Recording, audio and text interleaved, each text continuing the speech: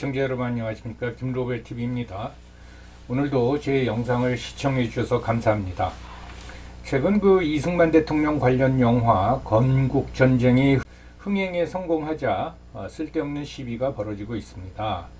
6.25 전쟁 초기 급박한 상황에서 벌어진 한강 인도교 폭파 작전에 관한 겁니다.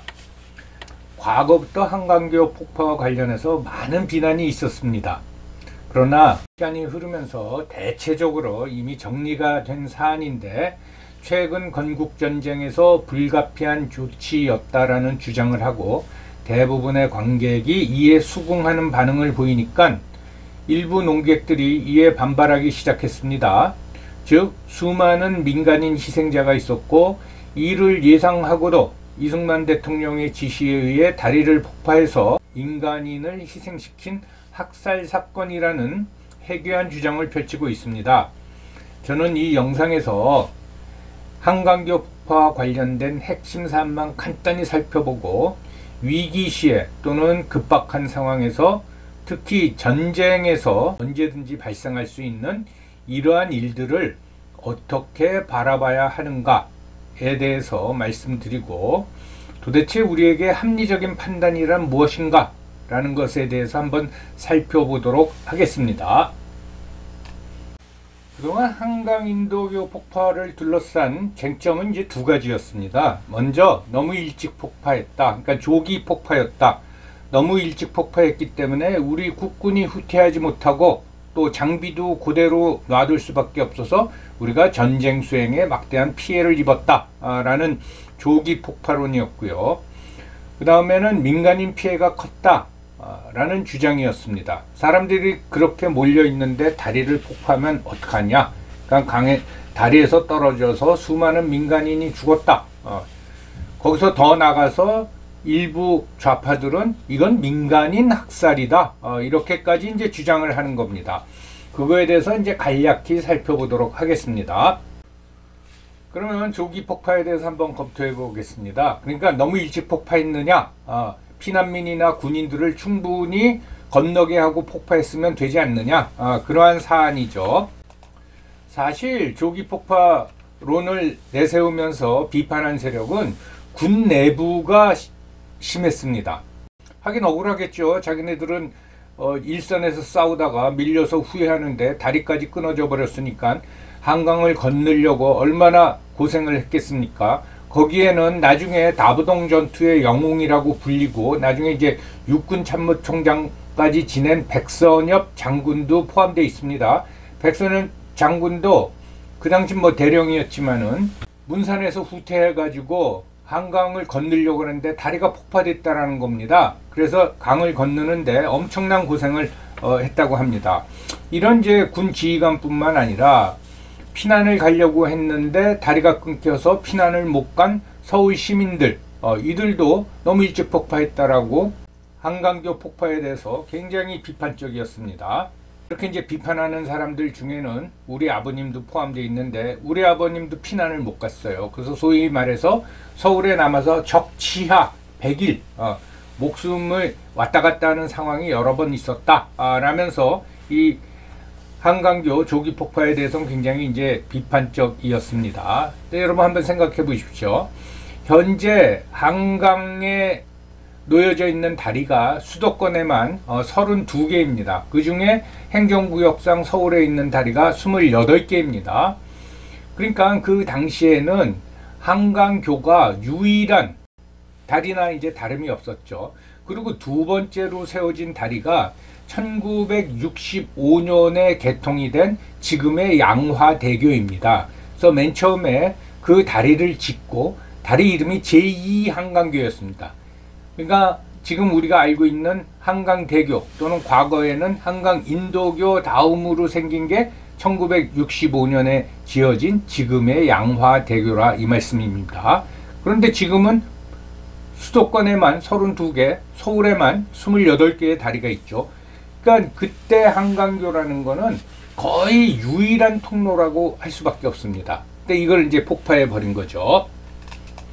좀 살펴보죠. 폭파는 1950년 6월 28일 새벽 2시 반경으로 알려져 있습니다. 우리는 이제 폭파하지만 군사 용어로는 절단이라고 한다고 합니다. 최창식 육군 공병감이 당시 육군 참모총장인 최병덕 장군의 명령을 받아가지고 이제 폭파 준비를 하고 폭파를 했습니다. 원래 계획대로 몇 시에 폭파할까?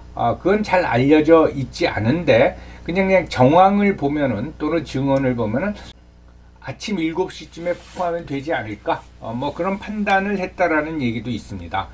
아무튼 서울에 북한군이 진입을 하니까 최병덕 육군 참모총장이 이제 육군 본부를 떠나서 남쪽으로 이제 피신을 하죠. 그래서 최병덕 육군 참모총장이 강을 건너고 한 5분이나 6분 후에 폭파했다. 그게 이제 정설입니다. 그러니까 최병덕 육군 참모총장이 강을 건넌 거는 뭐 2시 20분이나 2시 25분 사이가 될 거고 그 후에 이제 폭발을 했다. 그런 얘기입니다. 그러면 다시 왜 그렇게 일찍 폭파했냐? 거기에 대해서 이제 한번 살펴보도록 하겠습니다. 6월 28일 새벽 1시면은 북한군 탱크가 서울 시내에 진입을 합니다.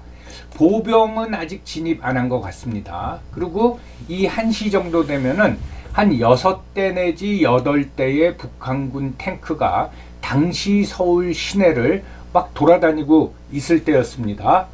그러니까 이거를 막을 군인이 서울 시내에도 없었고, 그 다음에 뭐 그 당시 뭐 저희가 변변한 대전차포도 없었죠. 이렇게 활보를 하니까 그 보고를 받고 최병덕 육군 참모총장은 지금 삼각지에 있던 육군 본부를 떠나서 강을 건너 피신을 했고, 그러면서 2시 30분에 폭파가 이루어진 겁니다. 근데 정작 북한군 탱크가 한강 북쪽, 즉 한강변에 도착한 거는 아침 8시경이었습니다. 그러니까 이걸 두고 야, 그러면 한 7시 30분쯤에 폭파하면 되는 거지 왜 2시 30분에 폭파했느냐, 그런 이제 지적을 하는 겁니다. 어쨌든 조기 폭파했다 해가지고 나중에 책임을 물어서 그 최창식 공병감이 처형을 당합니다. 후에 다시 말씀을 드리겠습니다.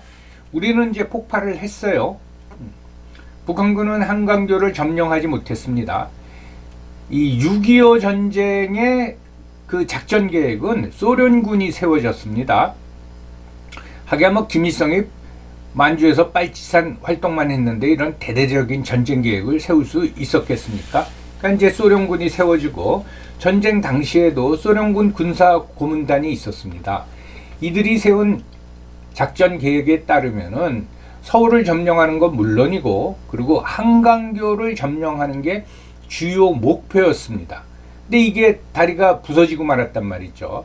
그래서 소련군 군사고문단장이 한강교를 점령 못한 북한군에 대해서 엄청나게 질책을 합니다. 그 북한군 수뇌부에다가 도대체 너희들 뭐 했느냐? 왜 탱크가 곧바로 한강교로 진격하지 않았는가? 그러면 다리 폭발을 못했을 거 아니냐? 또는 한강교 점령을 위한 특작부대, 그러니까 특수부대를 미리 침투시키지 않았느냐?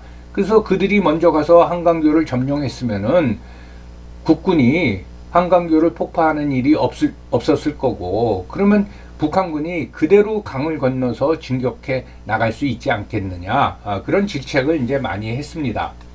우리 국군이 이제 한강교를 6월 28일 새벽 2시 반에 폭파를 했건 또는 뭐 아침 8시에 폭파했어야 했건 아무튼 이걸 폭파해가지고 한강 남쪽에 지금의 이제 영등포나 또는 노량진 그 일대겠죠. 거기에 방어선 구축이 가능해졌습니다. 요 사진이 한강교 폭파 이후에 지금의 노량진 그 뒷산 쪽 같습니다. 거기에 이제 진지를 구축하고 있는 3, 4단 장병들을 보여주고 있습니다. 그래서 며칠 동안이나마 북한군의 한강 도하를 이제 막을 수 있었던 거죠. 이렇게 이제 국군이 한강 남쪽에 방어선을 구축할 적에 6월 29일 날, 그러니까 한강교를 폭파하고 그 다음날 동경에 있던 메가더 사령관이 전선을 방문을 하죠. 비행기 타고 수원에 와서 내려서 또 차로 이 방어선까지 옵니다. 그 시찰하고 전쟁을 어떻게 수행해야겠다라는 이제 그 당시 초기 계획을 머릿속에 그리고 돌아갔다고 그러지 않습니까? 요 왼쪽 사진은 이 몇 년 전에 상영된 이정재 주연의 인천 상륙 작전에 나오는 겁니다. 그러니까 메가더 사령관이 한강 방어선을 시찰하는 건데 요 오른쪽에 키 큰 사람이 메가더 장군이고 그 아래쪽에 조그만 아이 같은 사람이 이제 소년병입니다. 영화에 보면은 너에게 필요한 게 뭐냐 물으니까 이 소년병이 무기만 주십시오. 죽을 때까지 싸우겠습니다. 라고 이제 대답을 하고 또 메가더 장군이 왜 도망가지 않고 여기에 있느냐 그러니까 저는 중대장님이 명령을 내릴 때까지 여기서 죽을 때까지 싸울 겁니다. 뭐 그런 대사가 나옵니다. 그래서 그거 들으면서 좀 유치하다 하면서 손이 오글거렸는데 그게 거짓말이 아닙니다. 사실입니다. 실제 이런 일이 있었는데 이때 요 조그만 소년병이 3사단 백골부대 소속 신동수 일병이었습니다. 나중에 이 신원이 밝혀지고 그분이 전쟁 도중에 이제 부상을 당해서 무릎 아래를 절단하고 그랬는데 그 신동수 일병의 노년의 모습입니다. 인터뷰도 몇 차례 언론에 이제 소개가 됐죠. 그러니까 완전히 이런 게 이제 뻥이 아니라 이 말씀입니다. 그러니까 조기 폭파론, 그러니까 왜 2시 30분에 폭파했느냐, 한 7시 반쯤에 폭파해도 되지 않겠느냐라고 주장하는 사람들은 그건 결과론입니다. 나중에 북한군 탱크가 한강변에 8시에 나타났다. 그걸 보고 그렇게 판단하는 거지. 뭐 2시 30분 상황에 이미 서울에 북한군 탱크가 막 돌아다니고 있는데 정확히 한강변에 언제 나타날지는 판단하기가 그건 거의 뭐 불가능한 얘기죠. 그래서 2시 30분에 폭파한 걸 가지고 시비 거는 것도 그건 잘못된 거라고 하겠습니다. 그 다음은 이제 과연 그 폭파로 몇 명이나 희생됐느냐 그거에 대해서 한번 살펴보겠습니다. 정확한 숫자는 알 수 없지만 아무튼 그때 희생된 사람의 신원이 확인된 사람은 77명입니다. 전원 경찰입니다. 또 종로서 소속 경찰로 알려져 있는데 이들이 북한군이 나타나니까 급히 서둘러서 차량을 이용해서 집단으로 도강을 시도한 것 같습니다. 그런데 폭파되는 상판 위에 그 차량이 있다가 77명이 사망한 걸로 이건 이제 확인되고 있습니다. 근데 일반적으로 많이 인용되는 숫자가 500명 내지 800명입니다. 이 숫자는 어디서 나왔느냐? 이거는 미군이 추산한 숫자입니다. 보고서에 기록되어 있습니다. 정확하지 않죠. 500명 내지 800명이라고. 9월에 서울을 수복한 후에 파괴된 한강교를 복구하면서 미군들이 다리가 어느 정도 파괴가 됐는가 그러면서 주변을 살피고 그때 상황을 살피면서 추산한 숫자입니다. 500명 내지 800명이 죽었다. 이 이후에 이 숫자가 많이 인용되고 희생자에 대한 일반적인 인식이 되어 버렸습니다. 다시 말씀드리지만 그 숫자는 정확히 알 수가 없습니다. 그런데 좀 더 살펴보면 그 당시 이제 한강교 또는 한강 인도교에는 다리가 어떻게 보면 이제 2개가 있는데 중지도, 지금의 중지도를 중심으로 북쪽에 있는 거는 뭐 북측 다리라고 보고 중지도 아래에 있는 거는 남측 다리라고 보는데 그 남측 다리에는 상판이 6개였습니다. 근데 폭파된 상판은 그 6개 중에서 2개, 2번, 3번 상판이었습니다.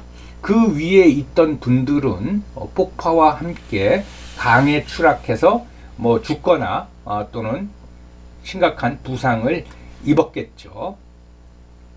그럼 과연 그 상판 위에 몇 명이나 있었겠느냐? 그것도 이제 힘들죠. 근데 분명한 거는 중지도서부터 폭파 전에 헌병들이 차량, 군인은 말할 것도 없고 민간인까지도 통제하고 있었습니다. 그럼에도 불구하고 뭐 통제를 빠져나오든지 그 전에 오던가 2번과 3번 상판에 사람들은 있었겠죠. 그런데 이제 폭파가 일어나면서 이들이 추락해서 이제 사망을 했습니다. 그러면 그 위에 얼마나 있었겠느냐? 그거는 추산하기가 굉장히 힘들죠. 그렇게 막 꽉 차 있는 것 같지는 않았습니다. 하나 예를 들면은 우리가 상판이 무너지는 사고를 경험한 적이 있죠. 그게 이제 1994년 10월에 있었던, 아직도 우리가 기억하고 있는 성수대교 붕괴 사건인데, 당시 사고 당시가 소위 말해서 출퇴근 러시아워였습니다. 그러니까 차량하고 뭐 보행인은 많지가 않았겠죠.